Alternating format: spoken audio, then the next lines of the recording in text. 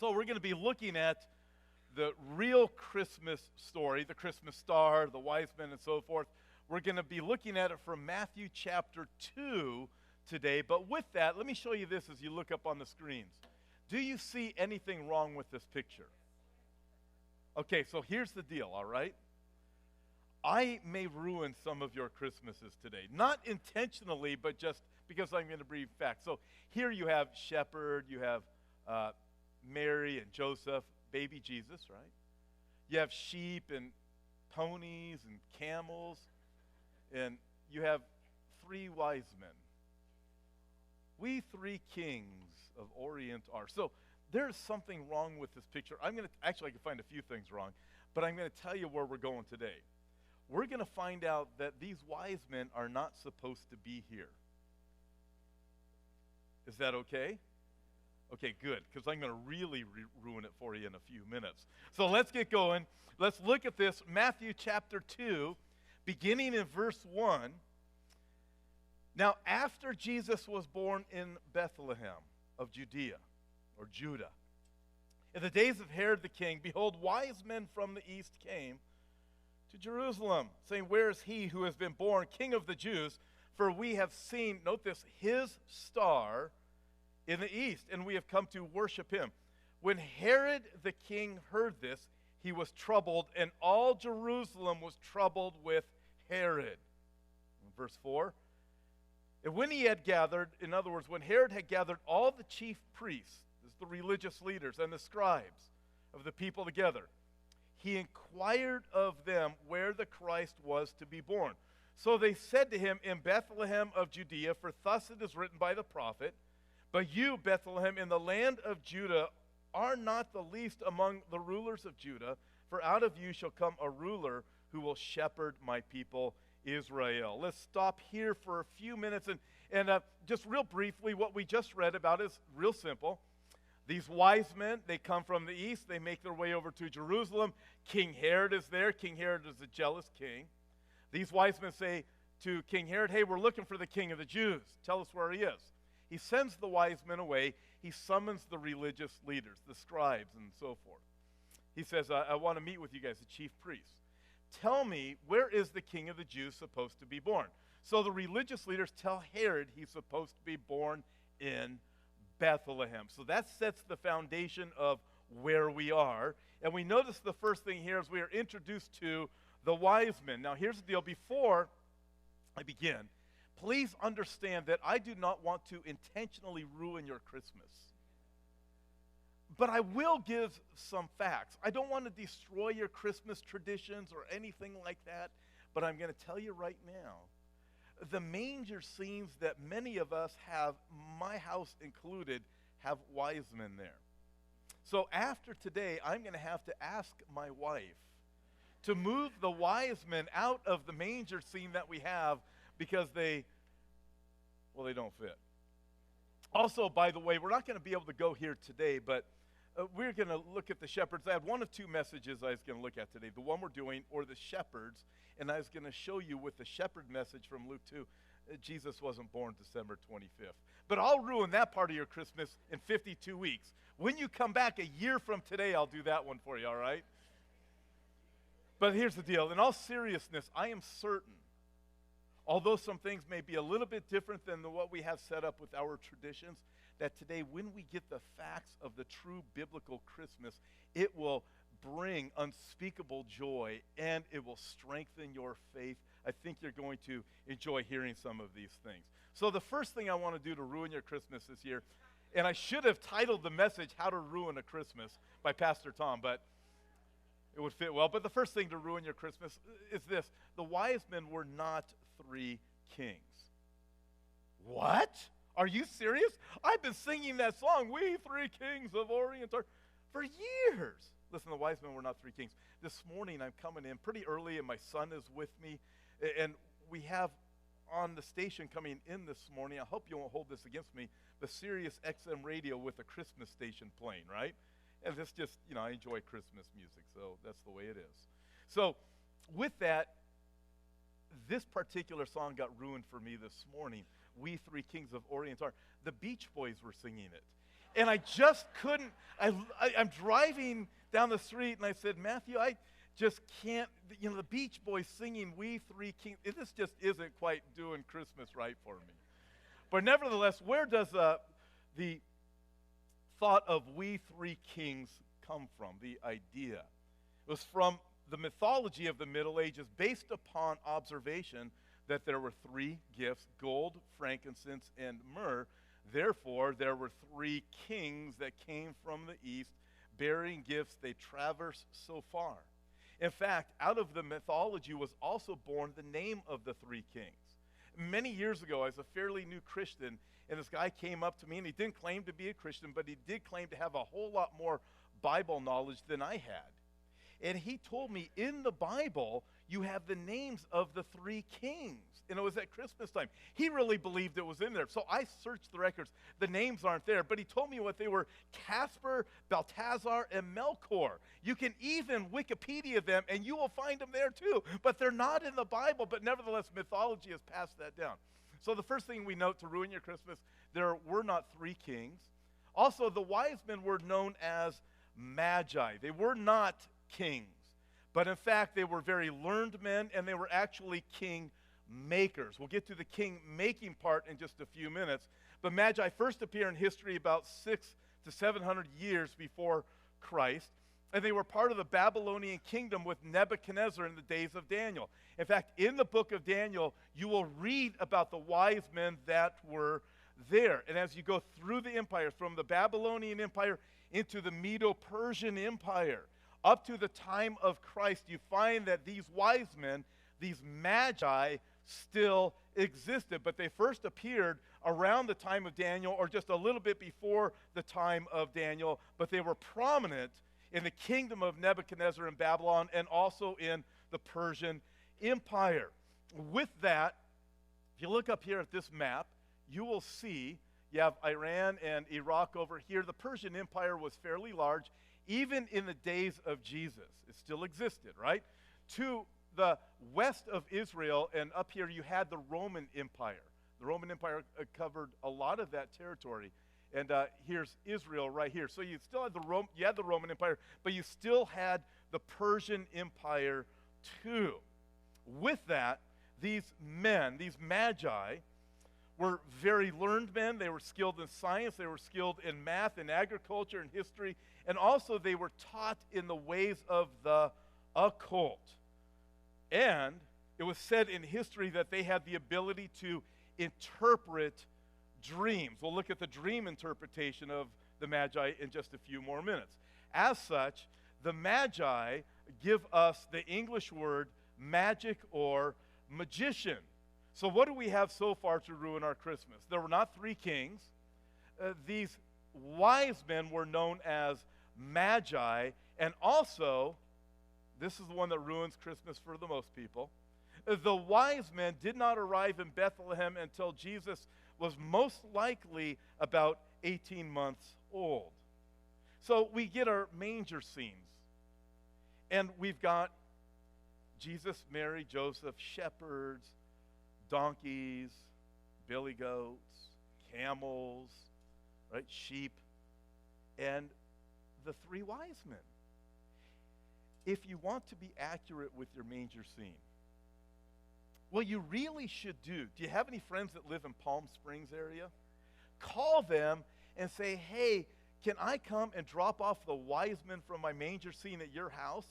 And in about 18 months, come on back to my house, and we'll have an accurate description or an accurate picture of what Christmas is all about. Also know this: by the time the wise men arrive on the scene, you're going to see it in a minute, Jesus is a child. He is a toddler. And he is in the house. He's no longer in the manger scene. So what do you have? You tell your friends from Palm Springs to bring your wise men to your house, and you're going to have a little kid there instead of a little baby there. And then you've got a lot more accurate picture of what Christmas is all about. And if you want, you can also celebrate two Christmases this way. Because you got about an 18-month span, right? So wouldn't that be exciting to celebrate two Christmases a year? Most people are saying no except for you. You think, well, and think of all the money you get to spend and all the food you get to eat and all the, yeah. In this passage here in Matthew, we learn about the star and we also learn about the prophecy. So there is a star. Verse 2 tells us that the wise men, they come to Herod, they say, we have seen his star in the east. The Messiah's star. The star of the one that bears us the knowledge that the King of Kings has been born. We've seen his star. It's interesting. We've seen his star in the east. And there also is a prophecy. The prophecy is in verse 6. It's a quote from Micah chapter 5, verse 2, where in Micah chapter 5, verse 2, the Bible tells us that the Messiah is going to come out of Bethlehem. He will be born in Bethlehem. Now, Bethlehem is only about 5 or 6 miles outside of Jerusalem. And so Mary and Joseph would have taken the journey from Nazareth all the way down here to Jerusalem. The wise men would have come all the way from out here and made their way down to Jerusalem and then eventually Bethlehem. Bethlehem is the place where Ruth and Boaz first met and fell in love. If you know that passage from the Old Testament book of Ruth. They met, they fell in love, they had babies. David was born in Bethlehem. Hence, Mary and Joseph had to eventually come to Bethlehem because they were both of the lineage of the house of David. And that's according to the Gospel of Luke.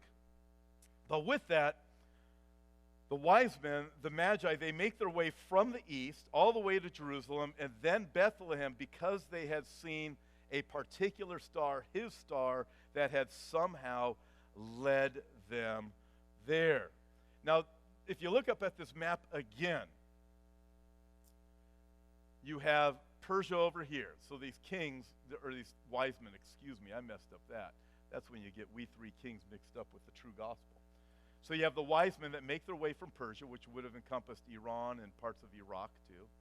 They make their way over here into the land of Israel and Jerusalem. This is the Roman Empire. The area of Judea served as a buffer zone between the Roman Empire and the Persian Empire. Why is that? The Roman Empire had trouble with the Persian Empire. The Roman Empire was growing, it was massive, but they still would lose battles to the Persians. So it served as a buffer zone between the Roman Empire and the Persian Empire. Judea did. And with that, the Persian Empire could hold down indefinitely troops from the Roman Empire. So the Romans understood that. They didn't want to fight on their hand. And in that, with the details of the Persian Empire, or the Parthian dynasty, whichever you want to call it, it was ruled by something equivalent to the houses of parliament. In that, you had the lower house, and in the lower house, the members were called the wise ones, and in the upper house members were called the Magi, or the great ones. These great ones are the Magi, or the wise men, spoken of here and in the Persian Empire. With that, the Magi, the great ones, were known as the kingmakers. They decided who in their kingdom would be promoted as heads of state. Now, I find this interesting. Excuse me, they're kingmakers. They're from Persia. They're not Jewish. God brings these kingmakers from the land of Persia to anoint the King of Kings. Why? Because somehow they understood Bible prophecy. Somehow these Persian wise men understood that the Christ, the Messiah, the King of Kings, the Lord of Lords, the Jewish Messiah, the Redeemer, was born in Bethlehem. But his own religious leaders of the Jews knew it, yet they ignored the truth that they knew. So God had to bring these men from the outside to anoint the Messiah. Now, I find that interesting. How is it that the wise men knew the prophecies and were able to understand now is the time to come to Jerusalem? We've seen his star. Let's go. We'll get there in just a second. Also note this. In pursuit of these wise men to worship this Jewish king, because that's what they were coming to do, worship him and anoint him. In pursuit of that, these Persian wise men penetrated 400 miles into Roman Empire territory. Interesting. 400 miles into Roman Empire territory. So what happened? We read it, verse 3. When they see these wise men coming, King Herod was troubled, verse 3 tells us, and all of Jerusalem with him. Here's the deal. When they are traveling to Jerusalem, these wise men are known as the great ones. They are the kingmakers. They decided who were going to be the heads of state. They're running Persia, right? They would have traveled with military. The Romans did not want to fight these men. Herod sees them coming and is thinking, this does not look good. These are the kingmakers coming to anoint a king. They've got a military unit with them because these wise men were important. They didn't travel without their military. Uh-oh, this isn't good for Rome. But also Herod knew this. It wasn't good for him because they were coming to anoint the king of the Jews. Herod wanted to be known as the king of the Jews. But what about the star, right? What about the star that the wise men saw? And why did these men from Persia have such an interest in the knowledge in this particular star and the prophecies of the Messiah? I'm going to suggest to you this. It came from the Jewish prophet Daniel. Let me explain. In Daniel chapter 2, it's in the days of Nebuchadnezzar, the king of Babylon. King of Babylon had wise men in his court. King Nebuchadnezzar had a dream. And he said to his wise men, tell me my dream and give me the interpretation of the dream. If you do not tell me my dream and the interpretation, it's going to be off with your heads. His wise men, his magi, his wise men said, how can we tell you the interpretation of your dream unless you tell us what your dream is? Well, Nebuchadnezzar was sharp. He knew if I tell them the dream, they can make up any interpretation they want. So he said, if you are truly wise men, you are truly the great ones, you're truly the kingmakers, then you will know what my dream was, and you'll give me the interpretation. They said, we can't do that. Daniel steps in. He says, wait. I know the God of heaven. He will tell me your dream. He will give me the interpretation. Do not cut off their heads. Give me a day or two. Daniel goes and he prays to the Lord. The Lord tells Daniel what Nebuchadnezzar's dream was. And he gives him the interpretation of his dream. Wow. Nebuchadnezzar is impressed. All of the wise men's heads are saved. Their lives are saved because of Daniel. And Nebuchadnezzar recognized the greatness of Daniel. So what happened? Daniel chapter 2 tells us, then the king, he promoted Daniel and gave him many great gifts. And he made Daniel ruler over the whole province of Babylon and chief administrator over all the wise men of Babylon. That'd be all the wise men of the lower house and all the wise men of the upper house, the great ones, the magi.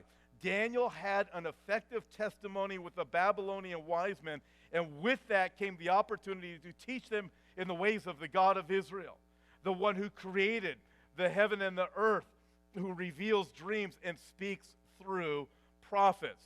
There's no other reasonable explanation for why these wise men from Persia would have understood how to read the skies, be led to Jerusalem, and also understand what the prophecies were that would enable them and encourage them to go and worship the Jewish Messiah, knowing he was the Redeemer of the world, unless they had been taught.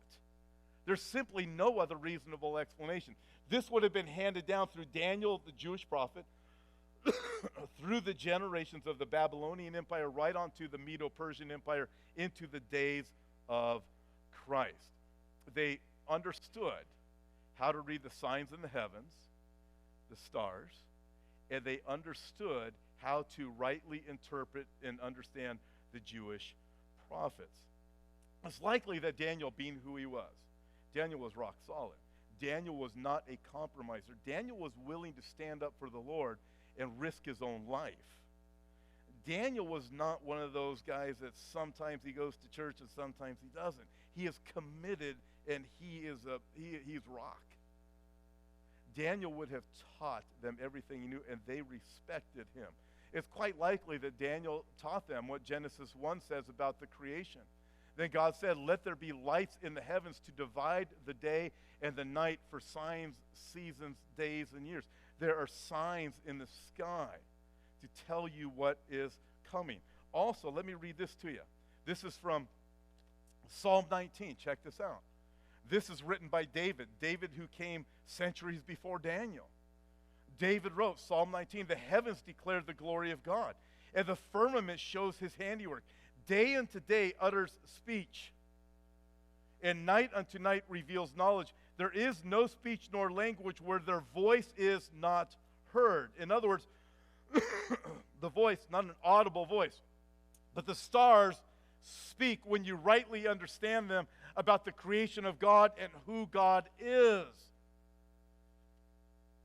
Night unto night reveals knowledge. There is no speech nor language where their voice is not heard. Their line has gone out through all the earth, and their words to the end of the world.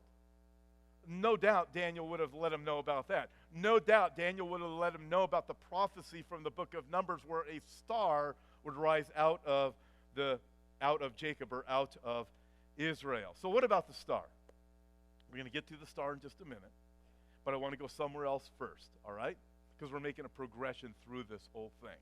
Ready? Number 2 is the willful deception. So the wise men are coming. They've seen the star. Excuse me again. They've seen the star. They're pressing forward. Verse 7. Herod, then after Herod had heard from the religious leaders the Messiah is to be born in Bethlehem, right? Then he calls the wise men back to him. What happens? Then Herod, when he had secretly called the wise men back to him, he determined from the wise men what time the star appeared. And he sent them to Bethlehem and said, look at this, "Go and search carefully for the young child." By that way, that word child is a Greek word. It means toddler. Jesus is no longer a babe in a manger.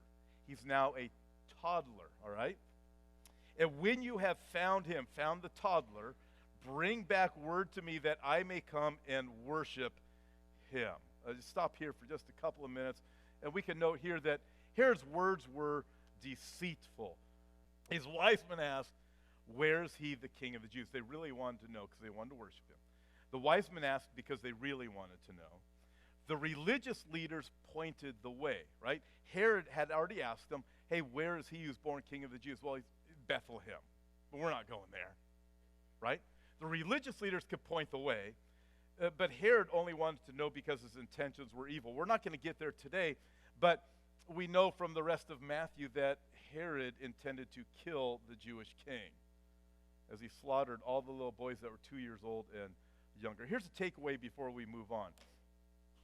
There are many who can point the way to worship Christ, but they don't go there. The religious leaders could say, "That's where you should go." They memorized the Bible. You know that? They should have known that Jesus was there, and they knew he was to be born in Bethlehem. Yeah, he's that way, but we ain't going there. We got our own route to heaven. We don't need that, we don't want anything to do with this stuff. But they memorized the Bible. They were religious, as religious can get. Herod said he said he wanted to know so he'd go and worship. He didn't want to worship, he wanted to kill the baby, the child. But think of it like this. You don't go to heaven to find Christ, you go to Christ to find heaven. The Jewish religious leaders rejected the Christ, but they still thought because of their religion they were going to heaven. There's a lot of people that will reject Christ and say, "I want to go to heaven." You aren't going to go to heaven without Christ.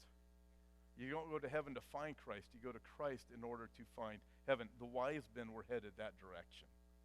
They were headed the right direction. Also note this, Herod's intentions were evil. Herod was merciless. He had his brother-in-law drowned. Then he had his wife killed. Then his mother-in-law. He had 2 of his own sons because he was paranoid that someone in his family would take his throne. And then just a few days before he died, he's sick. He's going to die anyways. He had another one of his sons killed because he's afraid he was going to take his throne. I mean, he's going to die. He is paranoid. He was a madman. Herod was troubled that there might be a real king of the Jews. No doubt Herod was troubled, and all Jerusalem with him, because they saw this delegation of these wise men with the military from Persia making their way into the Roman territory and all the way into Jerusalem. But no doubt also all of Jerusalem is troubled because Herod is a madman, and there's a contender for the throne. His name is Yeshua. He's the king of the Jews, the king of Israel, the king of all kings. He's the one that's been born. So all of Jerusalem is troubled. But in all this, there's still good news, because the good king, the great king, the Savior of the world is born. The last thing we see here is number 3. It's the worship expressed. Verse 9, when the wise men heard King Herod, they departed, and behold, the star which they had seen in the east, it went before them, until it came and stood over where the young child was. There's a child again. Where the toddler was. When they saw the star, they rejoiced with exceedingly great joy. And when they had come into the house, interesting, it's like they lost the star and then they saw it again. When they saw it, right, they got to Jerusalem. Something made them go to Jerusalem, but when they're in Jerusalem, now what do? Then they see the star again. It goes before them. It stood over where the child, it stood over the house. And when they had come into the house, no longer a manger, they saw the young child with Mary, his mother, and fell down and worshiped him. And when they had opened their treasures, note that, their treasures, they presented gifts to him, gold, frankincense, and myrrh. What do we note here? This is real simple. Most likely, I believe Jesus was probably about 18 months at this time. Why? Well, he's now a toddler. He's a child. He's no longer a babe in a manger. He's also been moved from a manger to a house. Still in Bethlehem, but he's in a house. And also, King Herod, as you read the rest of Matthew, you find out he sought to kill all of the little boys 2 years old and younger, all of the Jewish boys. Wow. But with all of that, what about this star? Well, the word star had a variety of meanings back at that time. It could mean any strange light in the sky. It could be a comet, an illuminated cloud. It could be a planet. In the Bible, angels are often called stars. You see that in the book of Revelation. But with that, if you're into science and astronomy, this will probably make sense to you. For the rest of you, it might not make any sense, and that is all right. But as scientists, you take NASA and scientists from JPL, Jet Propulsion Laboratory out in Pasadena, these guys that are super, super smart, they can go back in time to the time of about 3 BC. In fact, a lot of people think, well, Jesus was born in the year 0. First of all, there's no such thing as year 0. But nevertheless, he was probably born about 3 BC. Some historians say 2 BC. Some even date him as far back as 5 or 6 BC. But I go with about 3 BC or 2 BC. Nevertheless, if you date the stars back with NASA or someone like that, there's certain appearances that begin in 3 BC and conclude in 2 BC. So I'll show you how it reads, and so you can follow it. But this is how it reads. Jupiter, the king planet, conjoined with Venus, the Virgin Mother, in the constellation of Leo. Leo is the symbol of the tribe of Judah. Remember, the Messiah would come out of the tribe of Judah, right? Furthermore, Mercury, the messenger of the gods. Think the angel that appeared to Mary, the messenger, to tell her you are going to have a child, right? Mercury, the messenger of the gods, was standing with Venus, the Virgin Mother, in the rays of the dawn. Then beginning in September 3 BC, September of 3 BC, and through May of 2 BC, Jupiter, the king planet, stood next to Regulus, the royal star, the brightest star in Leo. So astronomers get this kind of stuff. They say, this is crazy. All of these references that are so biblical were happening in that time of 3 and 2 BC.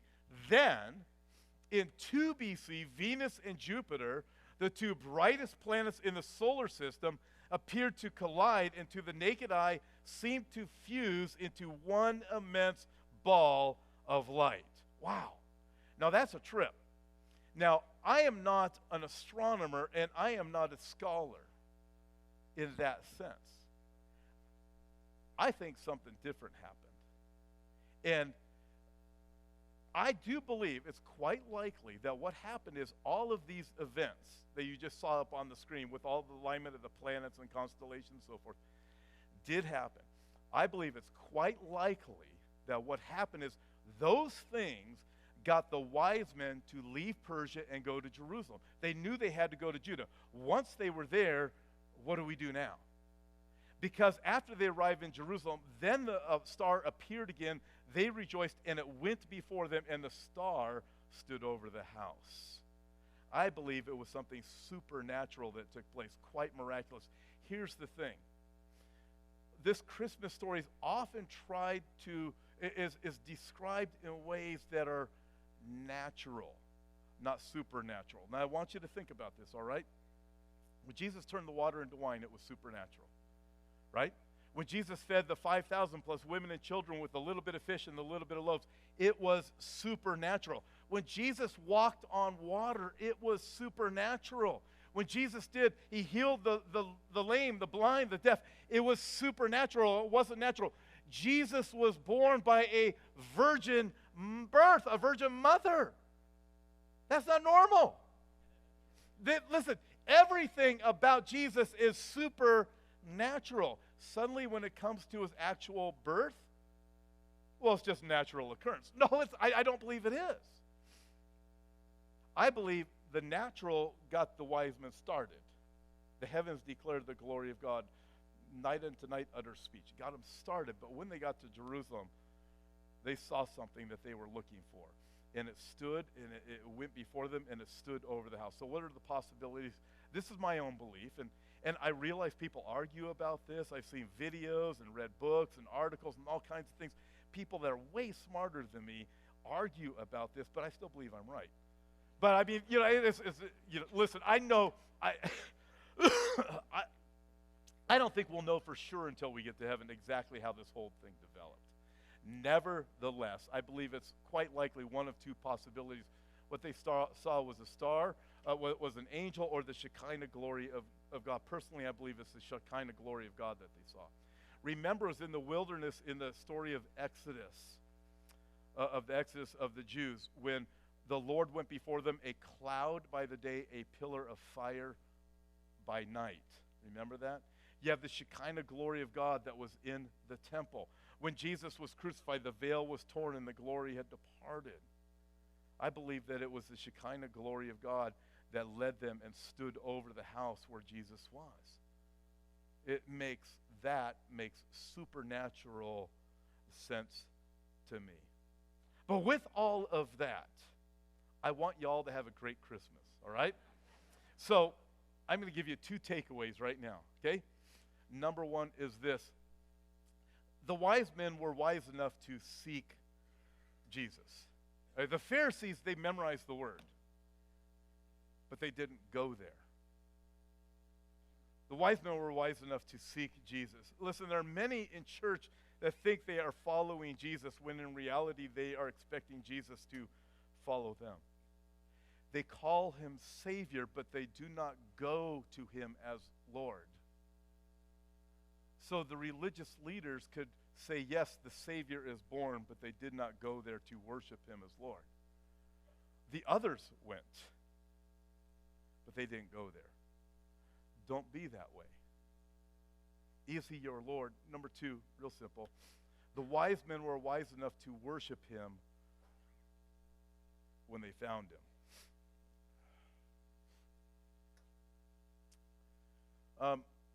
When they worshiped him, they brought three gifts: gold, incense, and myrrh, right? Gold for his royalty, incense for his deity, but also for his priestly role. We know from the book of Hebrews that he is our great high priest. The high priest is the one that intercedes between a holy God and a sinful man. He's our great high priest. He's also deity, And so the incense is is given up to him. His royalty, because he's the King of Kings, and myrrh for his prophesied death. It was Daniel, who would have had all the influence over the wise men. Daniel is the one that prophesied that the Messiah would be cut off, Daniel chapter 9. I think it's crazy. These wise men had enough understanding of Bible knowledge to pack up, go and worship the Messiah, the Jewish Messiah. They were king makers. And they went to anoint him who was King of Kings. And they even would have known that he was going to die. Wow. The thing that fascinates me the most about them is they knew it and then they followed through. That's the difference for all of us. We can know it, but do we follow through with the knowledge that we have? Understand this also. These great ones, these magi, when they came to worship the King of Kings, they did not just bring trinkets. We have this idea that these three kings of Orient, they bring their little jewelry box, right? Their little incense and here's a little bag of myrrh, embalming fluid, and perfume. It acted as both. These weren't trinkets that were bought at Walmart. This would have been massive. These men were rich.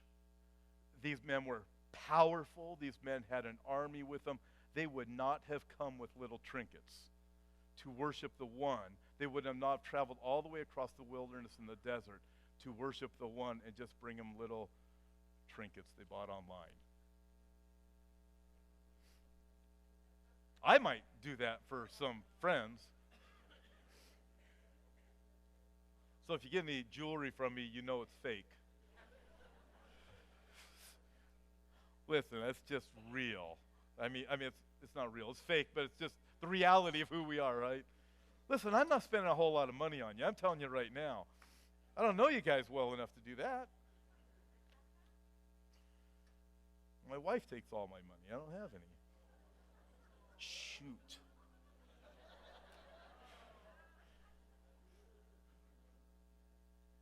You will not tell her, will you? She's over with the children, serving them right now. She's wonderful, and I just blew it. Here's our problem. We want everything God has to offer. But we're not that interested in giving anything up. Like, you look at these wise men. They recognize this is the King of Kings, the King of hearts, the King of my salvation, the King of life. They did traverse so far, and they brought the gifts, and they weren't trinkets. We're often not interested in giving out of our best or giving out of our treasury to them. They brought out of their treasures, we're told. They brought out of their treasures. The widow who had the widow's mite, she was poor, but she gave out of her poverty. She gave out of the treasures that God had given her. These men, I have no doubt, gave out of their treasures, and they gave a lot.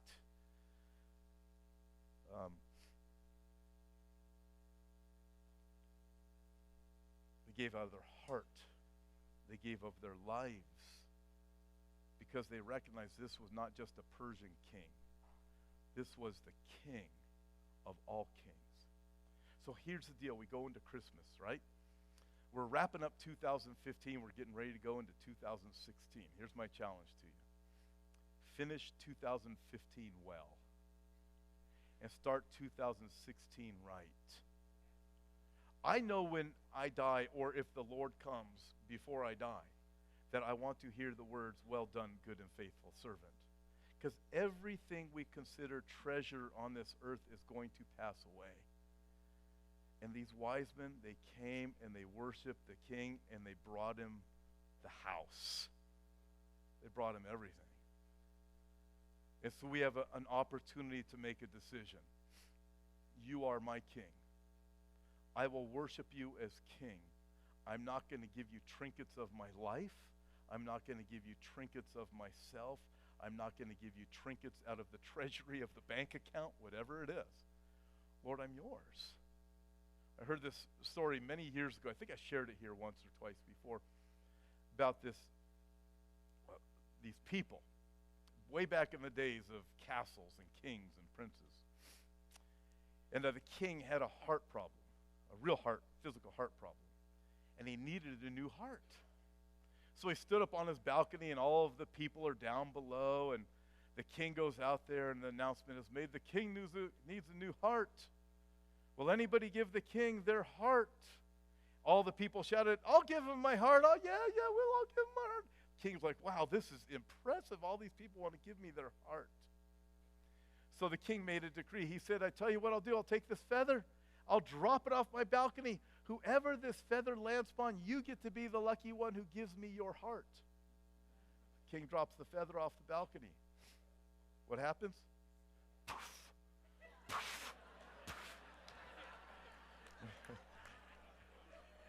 Maybe I never shared that one before. I've shared that at marriage retreats. You got the idea, right? We're ending 2015. Finish well. We do not know when Jesus is coming or when we will see him. Do you not want the best? Everything of this world is passing away. These wise men, the kingmakers, understood they were making Jesus king. They were anointing him and recognizing him as King of Kings. You have an opportunity to make him the king of all things in your life, the king of your heart. And it's a decision that you make. I'm going to die. I'm going to live for you. Or my treasures are of this world. Finish 2015 well. Press forward into 2016. And may you have a Merry Christmas.